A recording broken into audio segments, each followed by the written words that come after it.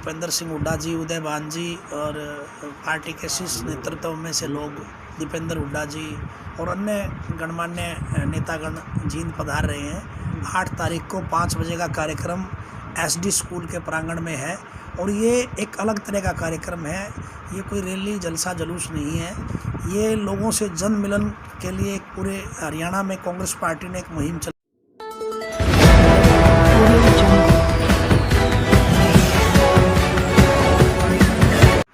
प्रदीप भाई, जो आज आप गामा में दौरे कर रहे हो जी, देखिए आज पूरे जींद जिले के हर व्यक्ति तक हमारा एक जो है ना मुहिम चली हुई है। चौधरी भूपेंद्र सिंह हुड्डा जी, उदय भान जी और पार्टी के शीर्ष नेतृत्व में से लोग, दीपेंद्र हुड्डा जी और अन्य गणमान्य नेतागण जींद पधार रहे हैं। 8 तारीख को 5 बजे का कार्यक्रम एसडी स्कूल के प्रांगण में है और ये एक अलग तरह का कार्यक्रम है। ये कोई रैली जलसा जुलूस नहीं है, ये लोगों से जन मिलन के लिए एक पूरे हरियाणा में कांग्रेस पार्टी ने एक मुहिम चलाई है कि लोगों के बीच में जाकर के लोगों के नेता उनसे मिले और जो भी उनकी दुख तकलीफ़ है उनकी सुनवाई की जाए, उनसे बात की जाए। चाय जलपान का कार्यक्रम है, लोग अपना वहाँ 2-4 घंटे अपने नेता के साथ रहेंगे, बातचीत करेंगे और साथ साथ जो है अपनी कोई समस्या होगी तो उसे भी लोगों तक पहुंचाने के लिए वो काम करेंगे। प्रदीप भाई, थोड़ी तमाम हालातों के बारे में भी बात कर ले। आज जींद के हालात देखिए, सबसे ज़्यादा मंत्री हुए जी 1966 का जिला, जी 1966 का जिला जींद, जो पानी भी बढ़िया और बाणी भी बढ़िया और पूरे हरियाणा प्रदेश का सेंटर रहा है। बड़े बड़े चेहरे बने यहाँ, चाहे वो वित्त मंत्रालय हुआ, चाहे वो कैबिनेट मंत्रालय हुआ, चौधरी वीरेंद्र सिंह जी भी और बड़े बड़े मंत्री यहाँ से रहे हैं। कई बार तो ऐसा भी सुनने में आया है, हम तो बच्चे हुआ करते 4-4, 5-5 मंत्रालय रहे। लेकिन जींद की दुर्दशा के लिए जिम्मेवार वही लोग हैं जिन्होंने अपने सुख भोगे और जनता की अनदेखी करने का काम किया। मैं तो ये कहना चाहूँगा कि जींद को बदलाव की ज़रूरत है और आम जनमानस को एक फ़ैसला करना पड़ेगा कि जो पुराने घराने हैं जिन्होंने जींद को सदैव ठगने का काम किया, आज मैं ये नहीं कह रहा कि आई एम द बेस्ट, मैं ही अच्छा हूँ, मेरे से बेस्ट कोई हो या कोई भी एक आम नौजवान, आम किसी भी जाति धर्म मजहब से हो, वो व्यक्ति आगे आए जिसको जींद की टीस का पता हो। देखिए, काफ़ी लंबे समय से आशा वर्कर भी धरने पे बैठी हैं, लेकिन एक जो ऐसी समाज भी काफ़ी लंबे समय से धरने पे बैठा है। तमाम नेता उनसे उनके पक्ष में है, लेकिन जो बीजेपी सरकार वो अब भी नहीं मान रही। ये मतलब मामला संसद में। देखिए, मैं एक बात कहना चाहता हूँ, आपने बड़ा ज़रूरी क्वेश्चन कराया, ज़रूरी प्रश्न है ये। सरकारें किस लिए बनती हैं? सरकारें बनती हैं कि आम आदमी की तकलीफ़ को दूर किया जाए, उसकी बात को सुना जाए। मैं ये नहीं कहता कि सरकारों से गलत काम, गलत निर्णय नहीं होते, हो जाते हैं, लेकिन गलत निर्णय को सही करने के लिए भी सरकार जनता की सुनती है। चौधरी देवीलाल ने एक बार समय ऐसा था जब उन्होंने खुले दरबार लगाने शुरू किए थे, जब आम डीसी, एसपी और प्रशासनिक अधिकारियों को जनता के बीच में बिठा करके उनकी बातें सुनी, उनकी समस्याओं का निदान किया।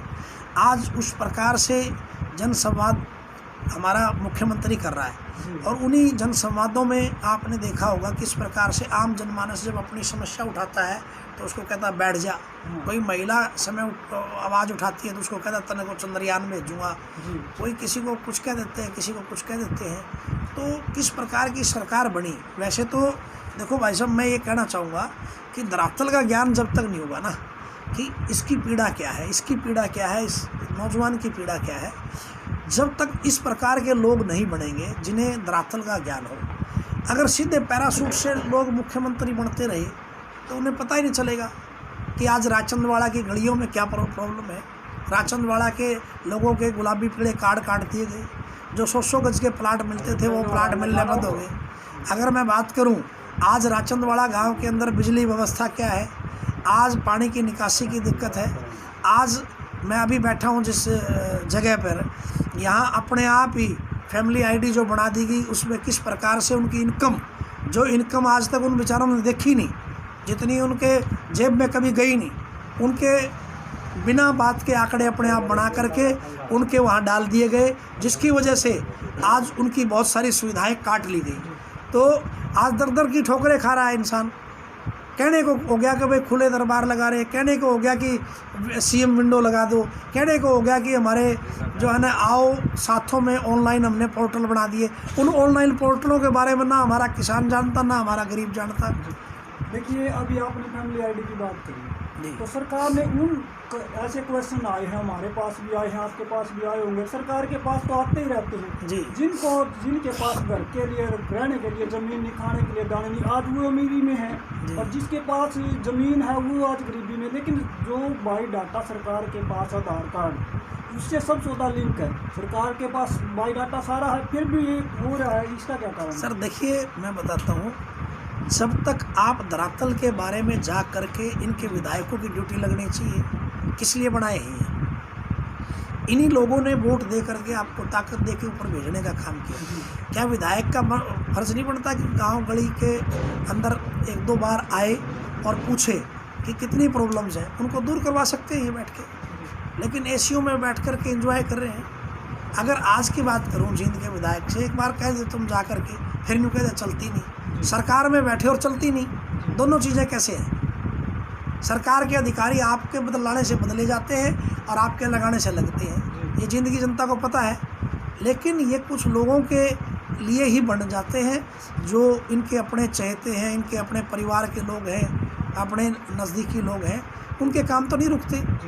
फैमिली आईडी के लिए धक्के कौन खा रहा है? जाके देखिए लंबी लंबी लाइनें लग गई। बहुत सारे हमारे गरीब भाइयों की तो पेंशन काट दी गई इस चक्कर में कि उनके घर में 2 लाख रुपए है।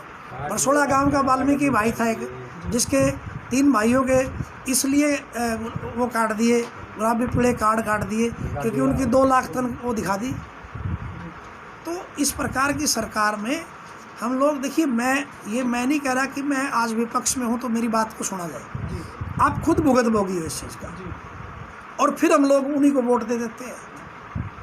मैं कल एक टीवी चैनल पे किसी नौजवान की एक बात सुन रहा था कि हमें बदलना पड़ेगा। बदलना क्या पड़ेगा? जो शिक्षा देगा उसका साथ देना पड़ेगा, जो रोज़गार देगा उसका साथ देना पड़ेगा। जो आज छोटी छोटी सुविधाएं एक बार दिखा देंगे आपको कि हमने जो है ना अनाज दे दिया। अनाज नहीं चाहिए इस नौजवान को, शिक्षा चाहिए। शिक्षा चाहिए।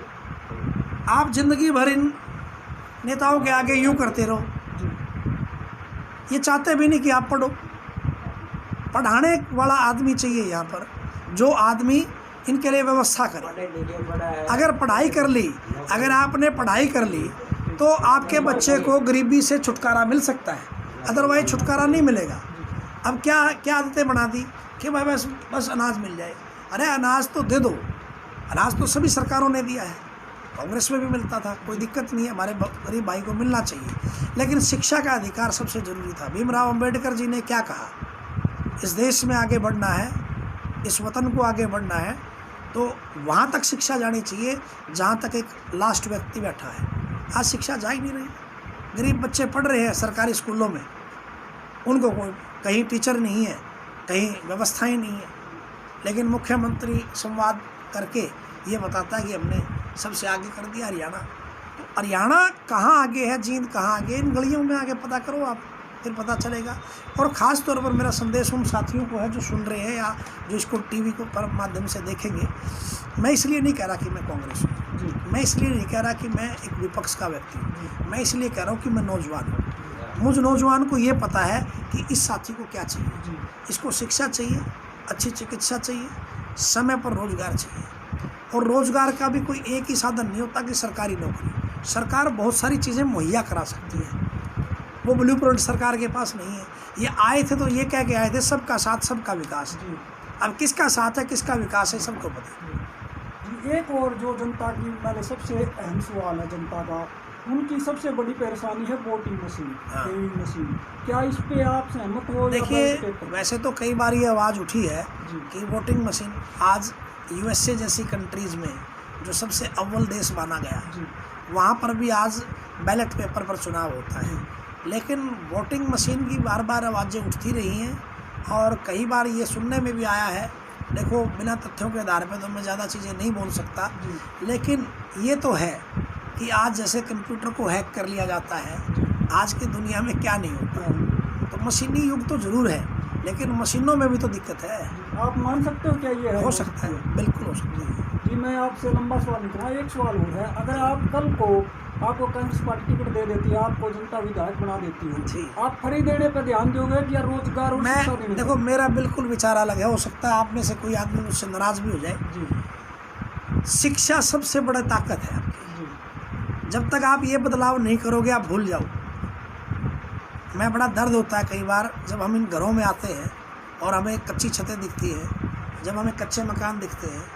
एक गरीब आदमी शिक्षा और चिकित्सा की बाट जोता रहता है, लेकिन उसे मिलती नहीं। भाई साहब, अगर रियल में अपनी जाति, धर्म और मजहब का और अपने परिवार का बदलाव चाहते हो तो शिक्षा सबसे बड़ी ताकत है। उसमें सुविधा नहीं होगी, उसमें अगर आपके बच्चे आगे नहीं बढ़ेंगे, आप भूल जाओ। कोई नेता बदलाव नहीं कर सकता, कोई सरकार बदलाव नहीं कर सकती। सरकार से सबसे बड़ी डिमांड जितनी बार भी आए यही करो कि हमें शिक्षा चाहिए, सबसे बड़ी ताकत है। मैं तो नौजवान होने के नाते अगर मुझे कोई भी मौका मिला तो आप एक बात ज़रूर देखोगे, क्योंकि मैं शिक्षाविद भी हूँ, मैं शिक्षा के क्षेत्र से जुड़ा हुआ हूँ, ये सभी जानते हैं। जी मेरा पहला दायित्व रहेगा, जब भी मुझे मिला, मैं सबसे पहले गली कूचे में और काम करने के बजाय मैं उन बच्चों को पढ़ाने पर ध्यान दूंगा जो रियल में आज गरीबी की रेखा से नीचे बैठे हैं। और आज वो सिर्फ मजदूर नहीं है, किसान भी है, कमीरा भी है, छोटा कर्मचारी भी है, व्यापारी भी है। इनके लिए काम करें। धन्यवाद। जय हिंद।